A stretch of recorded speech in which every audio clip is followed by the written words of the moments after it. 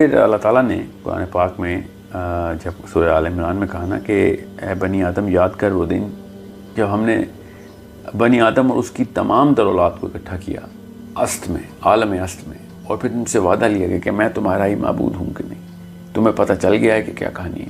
And they all sad کہ یس ہم آپ کی عبادت کا وعدہ کرتے ہیں. یہ قرآن پاک کی آیت کا میں نے آپ کو مفہوم بتایا تاکہ آپ کو پتہ چل جائے کہ قرآن پاک کس طریقے سے یہ بات اس طریقے سے بتاتا ہے کہ فار ایگزامپل میں اور آپ آپس میں بات کر رہے ہیں اس وقت، مجھے تو نہیں یاد وہ دن عالم است کا، تو اللہ تعالیٰ نے کیوں کہا یاد کرو وہ دن کہ جب میں نے بنی آدم اور اس کی ساری اولاد کو اکٹھا کیا تھا. اب علماء کی دو سپلٹ ہیں اس کے اوپر کہ یہ ایک واقعی میں دنیا پہ ہی ہوا ہے واقعہ، آدم کے بعد حضرت نوح سے پہلے اور یا ادریس سے بھی پہلے، اور اس وقت جتنی بھی اولاد تھی سب سے اللہ تعالیٰ نے وعدہ لے لیا تھا کیونکہ بھئی شریعت نے آنا تھا اور شریعت تو نوح علیہ السلام سے شروع ہوئی ہے ساری، تو یہ سارا کا سارا معاملہ اللہ تعالیٰ نے اس وقت وعدہ لیا تھا. دوسرا اسکول آف تھاٹ جو ہے اسکالرس کا وہ کہتا ہے کہ نہیں، یہ کہانی ارواح کی ہے. ایک خاص عالم میں اللہ تعالیٰ نے تمام ارواح کو اکٹھا کیا جو کہ آدم کی اولاد میں سے ہونی ہے، اور ان سب کو کہا کہ یہ ڈیکلریشن کرو. تو یہ ڈیکلریشن کس چیز کی ہو رہی تھی؟ یہ ڈیکلریشن کسی ابھی تک آپ کے سوال کا جواب شروع نہیں ہوا، یہ کانٹیکسٹ میں بتا رہا ہوں آپ کو کہ یہ کس طریقے سے اللہ تعالیٰ نے بتایا کہ آپ کے پیدا ہونے سے پہلے بھی یہ معاملات کس طریقے سے آپ کو اکٹھا کر کے عیاں کر کے بتائے گئے. تو پھر بیچ میں ایک پزل کا پیس ہے جو کہ میں اب ڈالوں گا تو آپ کو پکچر کمپلیٹ ہو جائے گی اس کانٹیکسٹ کی. سورہ احزاب میں اللہ تعالیٰ نے کہا نا کہ اِنَّا عَرَضْنَا الْأَمَانَةَ عَلَى السَّمَاوَاتِ وَالْأَرْضِ وَالْجِبَالِ فَأَبَيْنَ أَن يَحْمِلْنَهَا وَأَشْفَقْنَ مِنْهَا وَحَمَلَهَا الْإِنسَانُ کہ جب ہم نے یہ امانت پیش کی، یہ پوری کی پوری جو اسکیما ہے یہ بتائی کائنات کو، اِنَّا عَرَضْنَا الْأَمَانَةَ عَلَى السَّمَاوَاتِ وَالْأَرْضِ وَالْجِبَالِ آسمان کو، جو زمین ہے جس کو ہم زمین کہتے ہیں اس کو، اور پہاڑ کو، مطلب ایک اوور آل ڈیکلریشن دے دی ہے کہ جو بھی چیز ہے سب کو دکھا دی کہ کون ہے کہ جو یہ امانت پوری اٹھا سکتا ہے، یہ امانت اٹھائے گا. ٹھیک ہے، تو اللہ تعالیٰ نے کیا کہا کہ انسان نے کہہ دیا کہ میں اٹھاؤں گا. حملہ انسان انسان نے کہا کہ میں اٹھاؤں گا. حمل کا لفظ ہے نا، I'll bear the load, I'll bear the burden of this امانہ. یہ سورہ احزاب کی آیت بہت کلیئر کر کے بتاتی ہے کہ جب ہم نے یہ پریزنٹ کیا کہ کوئی ہے جو اس امانت کو اٹھائے گا، تو انسان نے خود آپٹ کیا کہ I will cross this whole hurdles.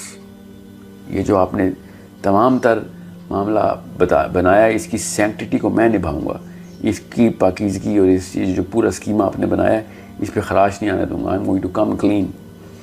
اور اللہ تعالیٰ نے ساتھ ہی بتایا پھر انہو کانا ظلومن جہولا، اس کو نہیں پتہ تھا انسان کو کہ وہ کس چیز پہ یس کر رہا ہے. ظلومن اپنے اوپر ظلم کیا اس نے، جہولا جہل میں رہا کہ یہ میں نے کہہ تو دیا، اس کو پتہ ہی نہیں تھا. جہل کا مطلب یہ نہیں کہ جو ہم نے سائیکالوجی بنائی ہوئی ہے کہ بغیر اس کی انٹینسٹی کو پتہ ہوئے اس نے یس کر دیا، اور بغیر اپنی اس طاقت کو پتہ کیے کہ یہ کر بھی سکتا ہے کہ نہیں اس نے کر دیا. تو یہ ظلم کیا اس نے، جس بغیر مطلب کسی ایسے بندے پہ آپ بوجھ ڈال دیں کسی ایسی چیز کا جو اس کا اہل نہ ہو تو اس پہ ظلم ہی کرنا کہتے ہیں.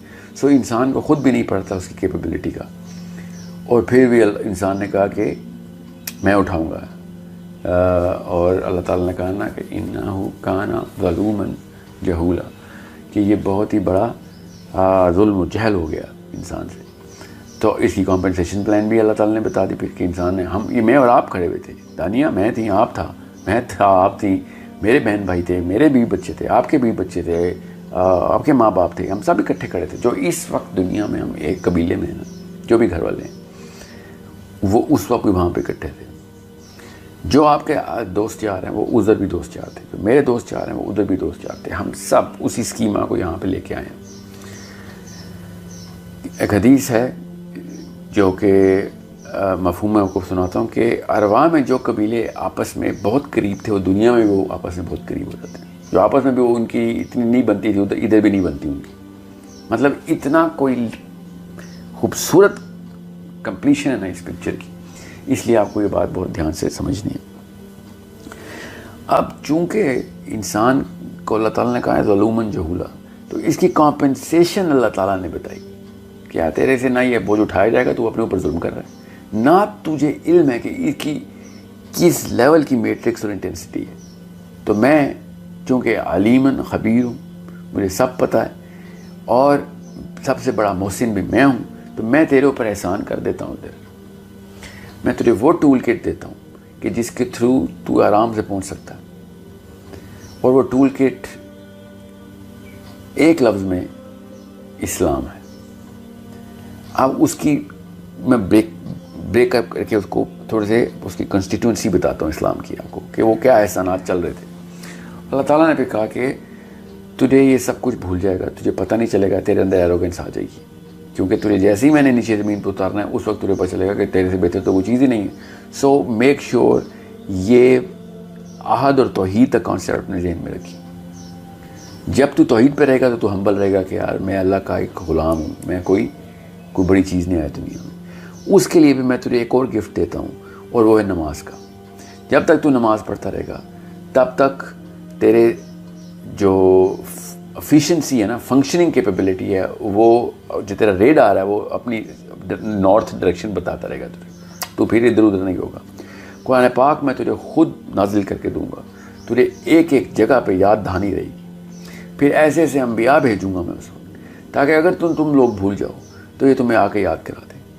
پھر میں ایسے ایسے سائنس تمہیں تمہارے جسم کے اندر دکھاؤں گا، فی انفسکم، پھر تمہیں آسمانوں میں دکھاؤں گا، تاکہ اگر کسی بھی معاملے کے اندر تمہیں کچھ بھی نہ سمجھ آئے، بلیک پچ بلیک میں چلے جاؤ، تب بھی تمہیں اللہ تعالیٰ کا راستہ مل جائے گا. اس لیے فکر نہ کرنا، کچھ ایسے کام ہیں جو کبھی بھی نہ کرنا، میں پہنچا دوں گا تمہیں. اور اللہ تعالیٰ نے وہ بتائے پھر کام کیا، شرک کبھی نہ کرنا، طاغوت کبھی نہ کرنا، کفر کبھی نہ کرنا، پھر قتل نہ کرنا. میں میٹرکس اسی طریقے سے بتا رہا ہوں، کیونکہ سب سے بڑا شرک گناہ جو ہے شرک ہے. اس کے بعد جو اسلام کے فلسفے میں موٹا موٹا بتا رہا ہوں، سارا سیریل تو آف کورس نہیں بتا سکوں گا ایک ویڈیو میں. شرک کے بعد پھر طاغوت ہے، طاغوت کے بعد پھر کفر ہے، کفر کے بعد پھر قتل ہے، قتل کے بعد پھر سود ہے، سود کے بعد پھر غیبت، تہمت ہے، تہمت کے بعد پھر غیبت ہے، غیبت کے بعد پھر زنا ہے، اور زنا کے بعد پھر جھوٹ ہے. سو انڈرسٹینڈ یہ سیکوینسنگ فلسافیکل ہائرارکی ہے جو میں نے آپ کو بتائی ہے. سو اس کی پوری کی پوری میٹرکس ہے، اور بڑا پرفیکٹ پزل کنیکٹ ہوتا ہے کہ اسی طرح کی سیکوینسنگ کیوں رکھی ہے گناہوں کی. مگر بہرحال ہمیں موٹا موٹا تو سب کو پتہ ہے کہ یہ کام نہیں کرو گے نا تو بچ جاؤ گے. سو نماز ہو، روزہ ہو، زکوٰۃ ہو، حج ہو، جہاد ہو، دعوت ہو، کسی لیول کے اوپر آپ نے یہ والے جو کام ہے نا، یہ ایز گفٹس مل رہے تھے. میں اس وقت ہم فوجیوں کی طرح بیک پیک پہن کے بیٹھے ہوئے تھے جہاز کے اندر، اور پیراشوٹ کھلنے والا تھا، اور اللہ تعالیٰ نے ہمیں پہلے بتایا کہ یہ بھی لے لے، یہ بھی لے لے، یہ بھی لے لے، تو یہ ساری چیزیں کام آئیں گی. اور بالکل ماں جس طریقے سے لنچ باکس نہیں پیک کرتی اپنے بیٹے کا، بیٹی کا، جب وہ کسی لمبے سفر پہ جائے، بالکل یہ ہمارا لنچ باکس ہے، یہ ہمارا نیپ سیک ہے، یہ ہمارا بیک پیک ہے، یہ ہمارا ٹول کٹ ہے، کہ یہ ایز گفٹس ہمیں مل رہے ہیں. ایک جگہ پہ بھی اللہ تعالیٰ نے پھر ساتھ ہی اللہ تعالیٰ کہ پیسوں کی فکر نہ کری، وہ میں کر دوں گا. وہاں پہ تجھے بہت شیطان آئے گا تجھے بھوک سے ڈرانے، بچے مار دے گا تو اپنی غربت کے در سے اس کو ابورشن کے لیے. سو قتل نہ کر دیں کسی کو، پھر سو آن آل دا کمینڈمنٹس. یہ سارے کے سارے معاملات ہمیں ایز گفٹس مل رہے تھے. اور پھر اللہ تعالیٰ نے ساتھ ہی کہہ دیا کہ کوئی ایسی قوم نہیں جس کو میں کہیں نہ کہیں سے ہدایت خود نہیں پہنچاؤں گا. اب وہ مانے یا نہ مانے ایک الگ کہانی.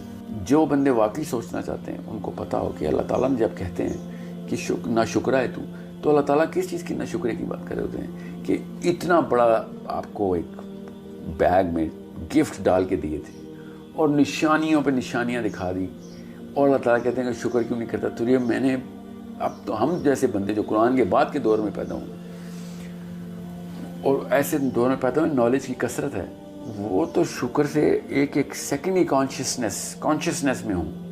یہ اللہ تعالیٰ نے نا شکرہ کیسے کہہ دیا؟ چونکہ اللہ تعالیٰ نے یہ ٹیسٹ دیا تھا غیب کے لیے، غیب کے اوپر. یہ یاد رکھیے گا اس لیے جب بھی ہم ماں کے پیٹ میں ہوتے ہیں تو یہ سارا کے سارے گفٹس کی جو میموری ہے نا، یہ ارواح کی میموری، پری لائف کی میموری، یہ وائٹ واش ہو چکی ہوتی ہے، تاکہ یہ سارا چیز غیب میں رہے۔ اگر اللہ تعالیٰ یہ غیب کے فلسفے کے اوپر نہ رکھتے تو ہمیں وہ پرانی باتیں بھی یاد ہوتی، پھر ہم کسی اور طریقے سے شاید دنیا میں آتے۔ مگر غیب کے کانسیپٹ کے لیے یہ ساری میموری زیرو کر کے خود بتایا کہ سوچتے کیوں نہیں ہو، عقل کیوں نہیں کرتے ہو۔ ان آیتوں کے مطلب تب سمجھ آئیں گے آپ کو کہ اللہ تعالیٰ کیوں کہہ رہے ہیں کہ سوچو تو صحیح، تمہیں ساری چیزیں دکھا دی گئی۔ مطلب میں آپ کو ایک کمرے میں ڈال دوں اور کہوں کمرے سے باہر آؤ، اور سارے باہر آنے کے کلوز کمرے کے اندر رکھے ہوئے ہوں، اور لائٹیں آن کر کے رکھی ہوئی ہیں ان کلوز کے اوپر، بلب چل رہے ہوں کہ یہاں پہ بھی کلو ہے، یہاں پہ بھی کلو ہے، ٹھیک ہے، اور پھر 1,24,000 بندے اس کمرے سے گزاروں کہ وہ تمہیں بتائیں کہ یہ لوگ یہ کلو کو ایسے پڑھنا ہے، اس کو ایسے پڑھنا ہے، اور آخری نبی آ کے کتاب پکی اندر رکھ جائے کہ ہر کلو کی ہر ڈیفینیشن تمہیں دے رہا ہوں۔ اب بھی کمرے سے باہر نہ آئیں تو ایک الگ کہانی ہے، مگر کمرے کے اندر بیٹھ کے ناشکرے ہو جائیں تو پھر وہ والی کہانی ہے جو آپ کے سوال آپ کے دماغ میں اس وقت آ رہی ہے کہ اللہ اس کو ناشکرہ کیوں کہہ رہے ہیں۔ یہ کلو کا لفظ میں نے کیوں بولا؟ کیونکہ اللہ نے غیب میں کر دیا، ورنہ یہ کلو کا لفظ نہ میں بولتا پھر تو اللہ تعالیٰ نے سورہ بقرہ میں کہا نا کہ یہ کیا چاہتے ہیں کہ اللہ تعالیٰ فرشتوں کے پر لگا کے بادلوں پہ آ کے بیٹھ جائے اور یہ اللہ کو دیکھ کے پھر کہیں کہ ہاں مانتے ہیں۔ اس طرح کی کوئی جو ہے وہ توحید اور جو بلیف ہے اور عقیدہ وہ نہیں مجھے چاہیے۔ مجھے تو میرا تو گرینڈ اسکیما پہلے سے میں نے بتایا تھا، تم لوگ جو اٹھ کے آئے تھے کہ ہم ہاں اس کے اوپر مانیں گے۔ اب آپ کو اللہ تعالیٰ کی ان غصے والی آیتوں کا بھی جو ہے نا وہ ٹیمپرمنٹ سمجھ آئے گا کہ جب اللہ تعالیٰ کہہ رہے ہیں کہ یہ تم نے کہ اس شخص کو دیکھا ہے، ارائیت الذی یکذب بالدین۔ اب خود سوچیں کس ٹون میں یہ آیت کی گئی ہے، یہ ایسے عربی سمجھ سکتے ہیں کہ کیا تم نے اس شخص کو دیکھا ہے جو روز جزا کو جھٹلا رہا ہے، مطلب دیکھ کے آ رہا ہے اور پھر بھی جھٹلا رہا ہے اور تضحیق کر رہا ہے اوپر سے۔ سو this is the simplest way I can actually explain it to you without going in the kind of detail جس کی وجہ سے اور باقی کے لوگ اور کنفیوز ہو جائیں کہ یہ کیا آپ نے کہانی سنا دی۔ میں آپ کو ریفرنسز بتا دوں، سورہ احزاب کا آخری رکوع پڑھ لیں، میں نے وہاں سے پڑھا ہے، بخاری کی میں نے 2 حدیثیں سنائی ہیں آپ کو، سورہ آل عمران کی آیت ہے وہ میں نے آپ کو بتائی ہے۔ سو یہ بڑی کلیئر کر کے، اور ان کی جس مرضی عالم کی تفسیر پڑھ لیں آپ، وہ 2 الگ الگ کیٹیگریز کے علماء ہیں جو عالم است کے اوپر سپلٹ ہوئے ہیں، ارواح میں ہوا تھا یا دنیا میں ہوا تھا۔ باقی کی کسی بھی کیٹیگری کے اوپر علماء کرام کی کہیں بھی سپلٹ نہیں جو میں نے آپ کو بتائی۔ دین کی بات پھیلانا صدقہ جاریہ ہے، ثواب کی نیت سے ویڈیو کو شیئر ضرور کیجیے۔ جزاک اللہ۔